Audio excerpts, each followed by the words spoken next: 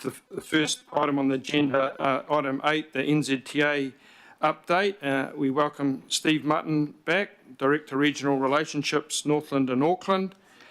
And the specific focus of today's presentation is to do with safety on the motorway network and Ohomaharangi Penlink, which I view on a daily basis. Welcome, Steve.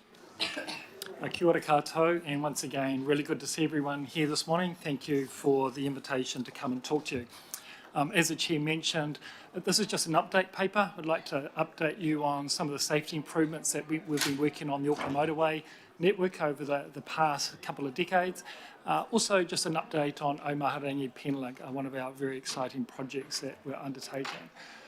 So the presentation is in two parts. So I'll just start with the safety on the Auckland motorway network. So, safety is absolutely critical, important to us. The New Zealand Transport Agency is really focused around our purpose here, which you can see, which is enhance the health and productivity of our communities through reduction in crashes. So this is a little bit different. Typically, we would only focus on death and serious injuries on our network, but on the Auckland motorway, we've really focused on the minor and non-injury crashes. It's really interesting how historically those little fender benders that we often see actually have a larger economic cost on our community than other areas. So it's a real focus for us. So enhanced health is through that reduction in deaths and serious injuries. Enhanced productivity is through reducing the congestion caused from that minor and non-injury incident. So you'll see that through the presentation. Look, this photo here, sadly, is a wrong-way driver that caused 2 fatalities. That's on State Highway 16 by Te Atatu there. So at a high level, over the last couple of decades, we've been tracking down generally in terms of the number of crashes recorded. I guess in real terms, we're only holding the numbers static. What you're seeing here is the decrease is because there's so many more vehicle kilometres travelled on our network. So the growth of Auckland, more vehicles on the network, but we're holding the numbers of DSIs at a similar level. So it looks good. I guess we should celebrate that from a success perspective, but we're still hurting too many people. This next slide is about the cause, and I pulled this snapshot out 10 months from January 23 to October 23 because it was a horrific period on our Auckland motorway network where we had 15 fatalities. But when you look at that, and there's an overwhelming theme around drivers. So we are focused on drivers, we're focused on vehicles, and we're focused on roads and roadsides. But in this particular period, we really needed to focus on the motorist mindset, and we need to get that change if we're going to get to a network where we become DSI free. Now the good news is this year, in the 5 months we've just had, we've only had 1 fatality on the network, on the Auckland motorway network, which is one too many, but it's certainly an improvement from last year. So what have we done?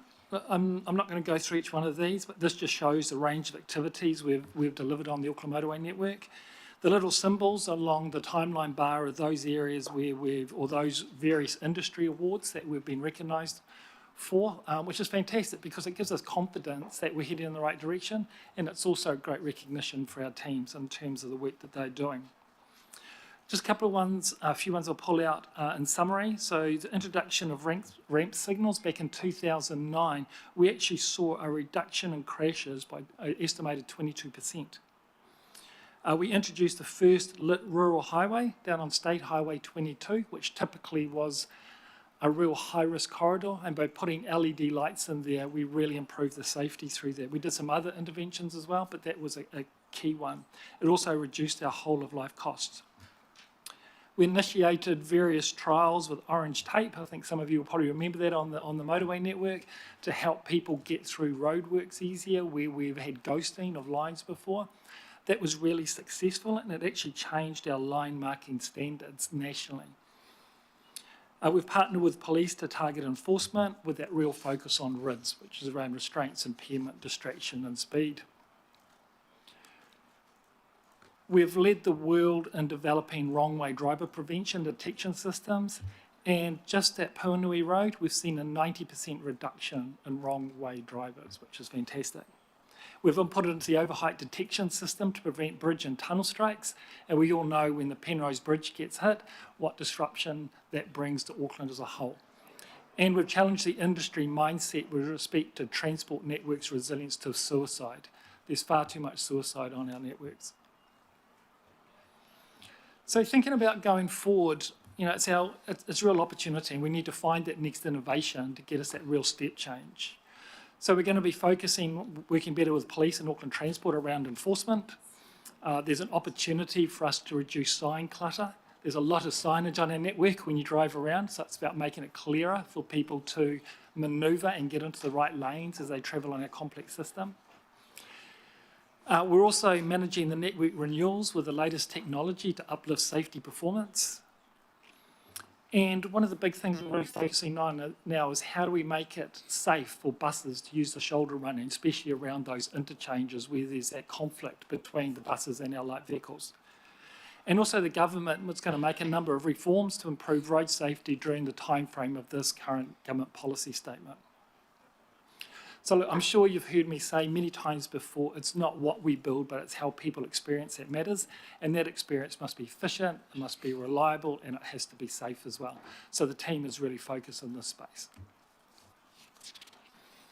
Okay, I'll just move over to an update on Omarangi Penlink, which is a really exciting project, which is moving at pace. So Omarangi Penlink is a new 7-kilometre highway between Whangapara Road and State Highway 1. The highway is going to create a more resilient network, enabling people and freight to move more around efficiently, quickly and safely. So the Penlink will be a 2-lane road. The entire route is actually future-proofed, which means that when the demand is met, it's going to be wide enough to accommodate 2 general traffic lanes and 2 bus shoulder lanes. And the modelling expects a maximum saving of about 25 minutes during peak times.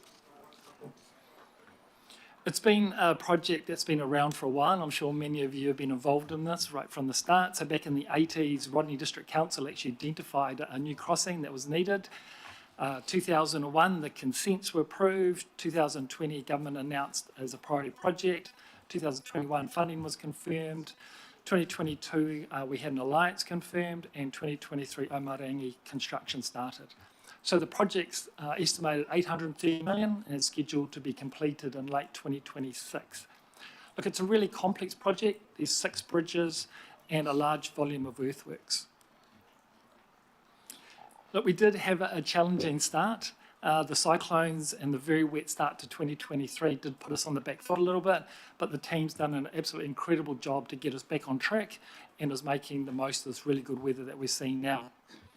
You'll see in some of the photos that the project has a really narrow corridor and it's really challenging to work within that narrow designation. There's not a lot of room to move the massive amount of soil around, and especially when it's wet. So a really good design has really paid off for us and really good planning into how we do the work. We have a great relationship with the community and we're working in their backyard, so it's important that we engage with them every step we can. We've done some great things with them, like worked with them on murals on our construction walls. We've worked with the schools to provide mulch for the vegetable plantains, and we even entered into the Stillwater raft race, and I'm pleased to say with our good engineers on site we managed to win that, which was a relief for me. So I guess the key bit is around the Waiti Bridge. It's an extra dose bridge.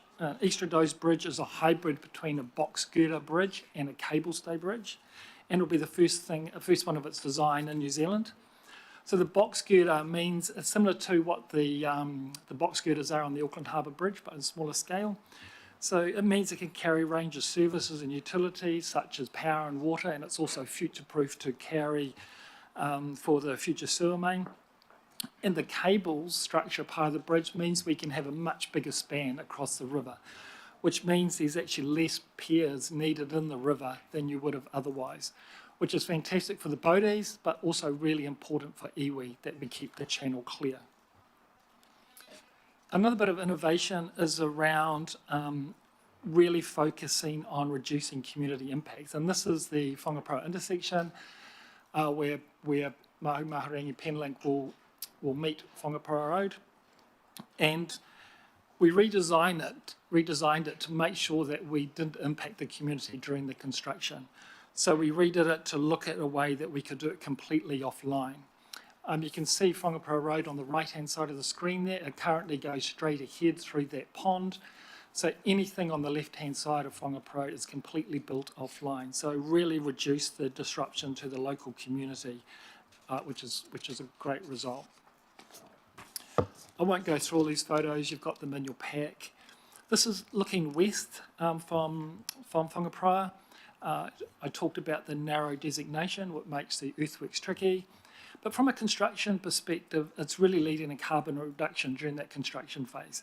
So as an example, when you drive past, Councillor, you'll probably see a lot of vegetation lying around the place. It hasn't been picked up. We're letting that decompose, so then we can mix that with the existing soil and use that throughout the whole site for more topsoil. So instead of bringing topsoil in, we're basically creating our own and mixing it with the existing soil. It's actually called DUF as a technology around that, and it's a great way of reusing products on the worksite. This is the temporary staging that's going to be used to build the new bridge. This temporary staging is removed after the new bridge is built, so we use it as a platform for the construction. Great news, the first pile has gone in. The pile is massive, never seen anything like it. It's 3 metres diameter, and it's 45 metres long that's driven down into the bed there. So by using that technology, we can remove one pile. It's gone from 3 to 2. So looking at innovation to see how we can have less impact on the environment. This is constructing a new way into Stillwater for the community. I put this up here because we're actually moving the Stillwater traffic off this bend and creating a new temporary road for them to access so we can complete our work. What's really great is that we received quite a bit of positive feedback from the community that the traffic management has been less disruptive than expected. So, you know, when you look at things and plan things, you can do things well with the community. This is building a bridge at ground level, and then we excavate underneath it. It's much safer, and it's actually a lot more efficient to build. It's called top-down construction method. So as you can see there, everything's laid at ground level, then we dig underneath it, which creates that bridge. And on the right here, you can see some of our sediment ponds, which is examples of our environmental controls that we have on the significant amount of earthworks that we have. But you've got these photos in your pack. Happy to answer questions, but just on the last slide here, this is the State Highway interchange that's under construction. There's a bridge that's going to go over East Coast Road and State Highway 1. We do have south-facing ramps only, and our traffic modelling shows that the primary demand for Omaharangi Penlink is between Whangapara and Auckland to the south, but the design is absolutely future-proof to take north-facing ramps in the future. We've just recently done a flyover with a drone, so what I'll do is I'll email that to you, councillors. You can have a look at it if you're interested. So thank you, Chair. I'll hand it back over to you. Thanks, Steve. Great presentation, as always. Safety and a massive big project. Councillor Ferries. First off the blocks. Thank you. It's a lot of earthworks. I just wondered what the relationship is like with Mana Whenua and how you're working with them on, is that DUF approach something that Mana Whenua are on board with? Yeah. Yeah, thank you, Councillor. We have a really strong relationship with Mana Whenua and iwi. We have 3 iwi groups working with us on that project. They actually sit on our alliance board with us. So it's really important that we take iwi with us every step of the way, and I know that our outcome will be better because they're there with us. So we work at a iwi chair level and a katiaka level, and they're involved in the project as well. Right. And I have to say I've gone past those roadworks a number of times and been surprised how little impact it's having on the on Whangapara Road traffic, so well done. Thank you. Yeah, good observation. Councillor Turner. Thank you very much, and congratulations on Big Penlink. It's a really exercise needed to happen as fast as possible. Going back to the beginning of your presentation, I just sit through these presentations, and you talked about a steady reduction in overall, in small accidents, etc. Talk to the panel beating industry, they'll tell you that work's getting light on the ground. We always seem to forget the improvements in the modern car. You know, I've got a new car only a couple of months old. You let go of the steering wheel, it tells you you're not holding on to the steering wheel, it brakes for you, it slows for you. The cruise control will now take you to a whole, wait for the lights to change red and follow the next car in front off. This stuff is bringing huge improvements to our accident ratio. So my question is, comparing the billions of dollars worth of research development by Toyota and Kia and all those people in making the car safer, why do we, where's the spend, what's the relationship with us having to sort of change our roads? In these conversations, I don't hear a discussion about what the car's bringing to this safety discussion. Yeah, it's a good question, Councillor. So I did mention that we've got a real focus on looking at safer drivers, safer vehicles, safer roads and roadsides. So safer vehicles is certainly part of the work that we do at the New Zealand Transport Agency. We work at the regulatory level, making sure that the vehicles that come in are safe, that they're efficient and they're fit for purpose. We do work with car manufacturers looking at in-car technology to see how we can improve those.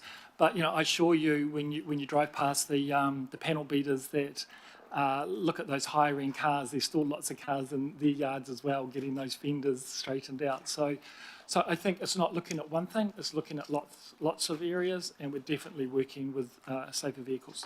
So my question is, are we factoring the advantages of the modern car into the costs of our spending on our roads? That's the important thing. Yes, I think we are. We're looking at how they interact with in-car technology and how they interact with our network system, both from a technology and an asset perspective. So I think, was it end of last year, we had Liz Maguire, our CIO, come and talk to us about our technology platform and how we're working on different streams to bring those together. So work in progress. Member Brown. Thank you, Mr. Chair. Very cool. I'm now an expert in litter, duff and humus. I just want to ask around the duff thing and mixing it with the soil for topsoil. Is that something that's used throughout the country? Is that a normal thing, or is that something you guys have sort of started to use on this project? It is something that's been used elsewhere, but it's something we brought to this particular project to use it at a much larger scale. Is it something that could become sort of like a standard or a model for these types of projects? Yeah, like any project that NZTA does, we share the lessons learnt across the industry, and we're hopeful that I mentioned that this project's actually really focused on carbon reduction, and there's some carbon reduction happening, so we'll be sharing that with the wider industry and those lessons learned. Yeah, excellent, thank you. Councillor Henderson. Thank you, Chair. Two questions, both around the busway on the northwestern WX1. Look, I've been in touch by email on the issue around bus lanes only to be used on State Highway 16 within certain hours. And I've got residents that have been stuck in traffic while they've got a completely empty lane next to them that you could use if it was the either side of the hour. So that seems like an incredibly perverse outcome. So have you looked into operating those lanes for longer hours? Yes, thank you for your question. Yeah, we're aware of the frustrations, if I can use, with buses not able to use the shoulders during some times. There are signs on the network which say that the buses can only use those shoulders between those certain times. We agree that the congestion, I guess, is happening during a longer period, so therefore we are looking at revising those times to make them a longer duration. Cool. Thank you. Can you get back to me? We've got a lot of residents that are quite annoyed, so as soon as you can, it'd be great. Thanks, mate. The second question's kind of a wider issue but related. Has a review taken place to look at the operation of the WX1 generally, including motorway on-ramps, bus lanes? Are we confident that we're operating that efficiently through that part of the network, and have we looked into it? So NZTA is working really closely with Auckland Transport around the WX1, and we continue to monitor the performance and looking at areas that we can improve those times through that. So there are a number of little initiatives that are happening. Thanks, appreciate that. Thanks, Chair. Okay, we've got councillors Darby, Simpson, the Mayor and councillor Hills. Thank you. Thanks, Steve. Steve, your party, on behalf of the Waka Kotahi, the agency, and the RLTP discussions, I just wanted to pose this question to you. We all know that volumetric charging for water is really successful and it influences demand, and it's pretty much accepted. There's lots of supporting evidence. There's sort of less appetite when you come to volumetric charging for road transport, e.g. what I'm talking about is tolling. And I know we're progressing time of use charging, but volumetric charging for transport, both vehicles and also the load of vehicles, is effective, and there's lots of supporting evidence in that area as well. So we are progressing further investigation of the time of use charging through the RLTP.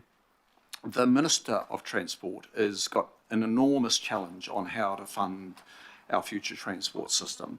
And while I don't necessarily agree with the roads of national significance personally, I actually think we probably need to provide a hand where possible on how to fund the system going forward. So my question to you is, in terms of the roads of national significance proposed, and maybe some that have recently been opened like Puhoi to Warkworth, which is not tolled, which in my view should have been tolled, and I'm a user of it, do you think there is merit in the RLTP narrative?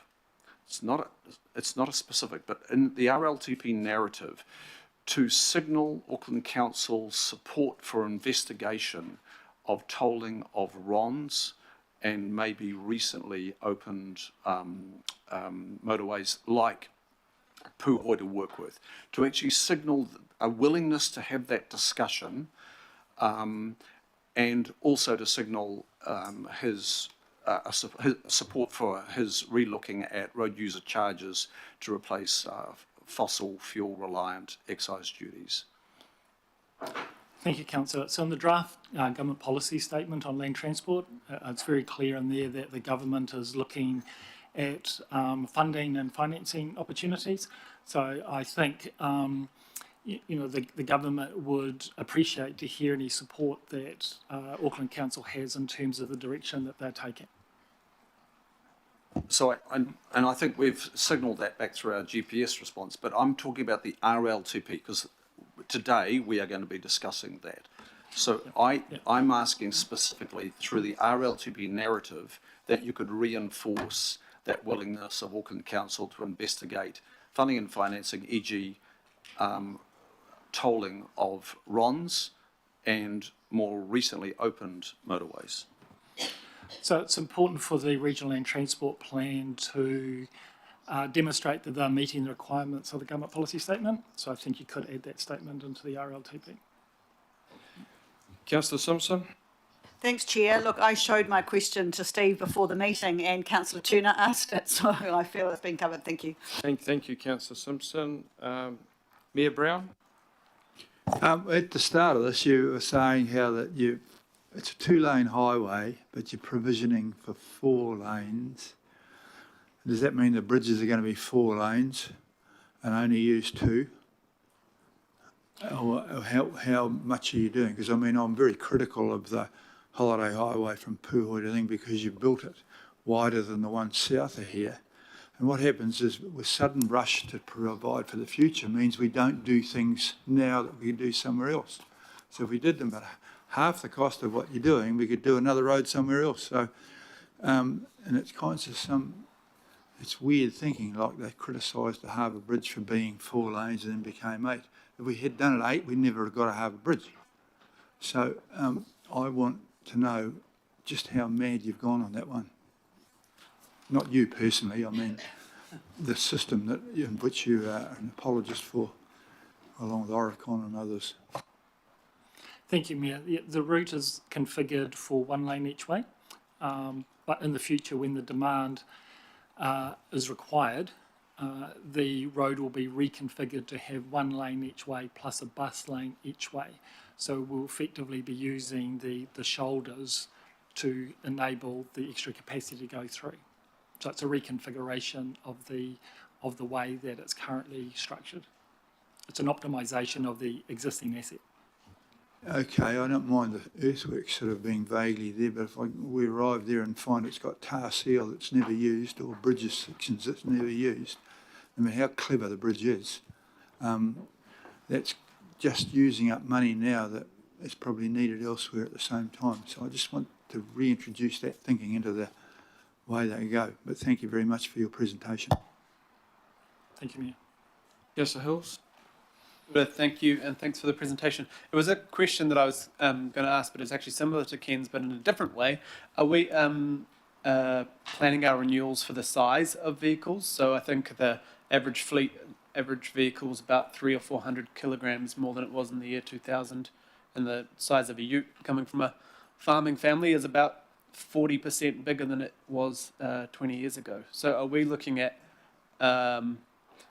funding going forward for the size of that, and also the safety issues that come with those much bigger vehicles? So renewal programs are based on the deterioration of the network. So if we do see an increased deterioration, obviously we need to go in there and do our intervention at a time when it's needed. So asset management is all about spending the right money in the right place at the right time, with using our tools to enable us to predict when the road's deteriorating and needs an intervention put in place. So, yep, it's taken care of.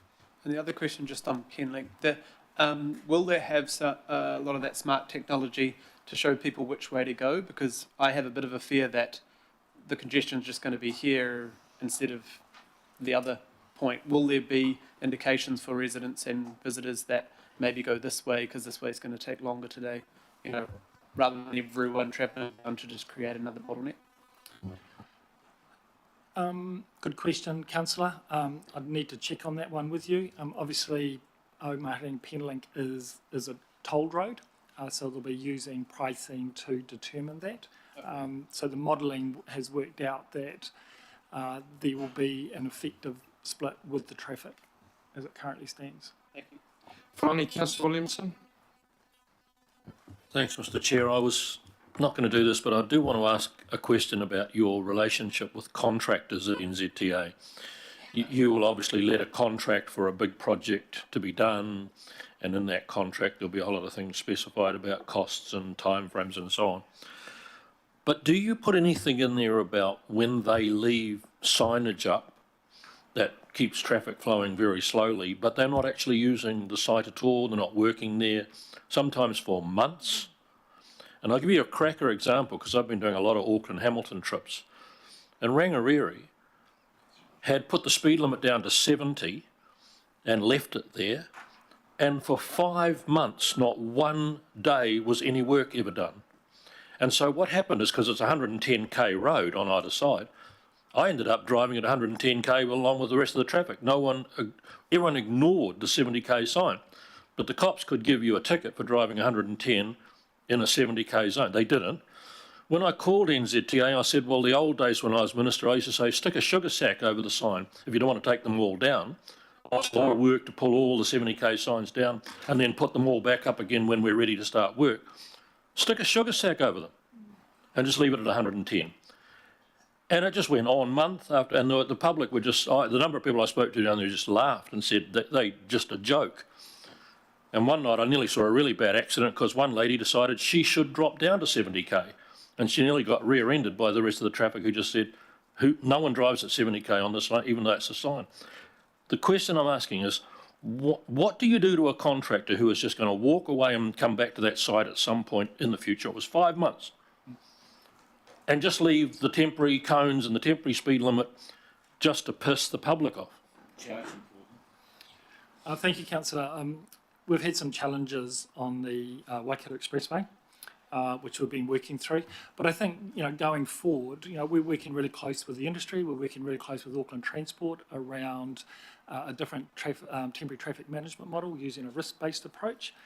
And we're looking to roll that out nationally, where we look at each site particularly in its own merits and determine what is the most appropriate temporary traffic management for that site.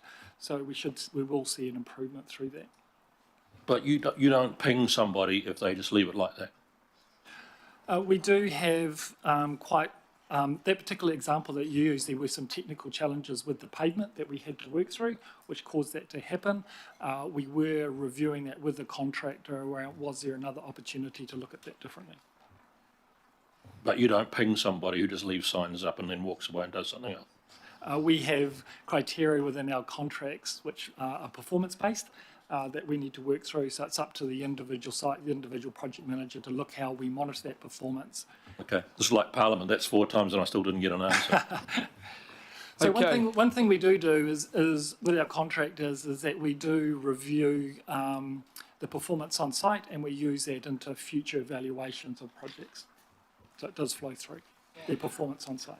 All right, thank you, Steve. That brings us to the end of questions. I think we've got Councillor Fletcher will move the reception of this report. I'll second it. I just would say, Steve, too, certainly in respect of both items you presented today, that the Omaharangi, the Penlink presentation, that those visuals there I think will be of great interest to locals and certainly any flyover. There was a superb visualisation of the project done early on in the piece that had a huge amount of community interest. As far as the safety goes, certainly some of the lower cost interventions certainly make you feel safer on the road, and I think of the extension of the state highway from Warkworth up to Wellsford, where the median strips have been widened even just relatively small. It's a far safer feeling environment than the centre line down the road. So I certainly would compliment the interventions that have taken place all that way up there, including the wire barriers. Okay, it's been moved, seconded. All those in favour? Aye. Against? Aye. Okay, thank you. Thank you, Chair. Steve. We'll move on, folks. The next item up is item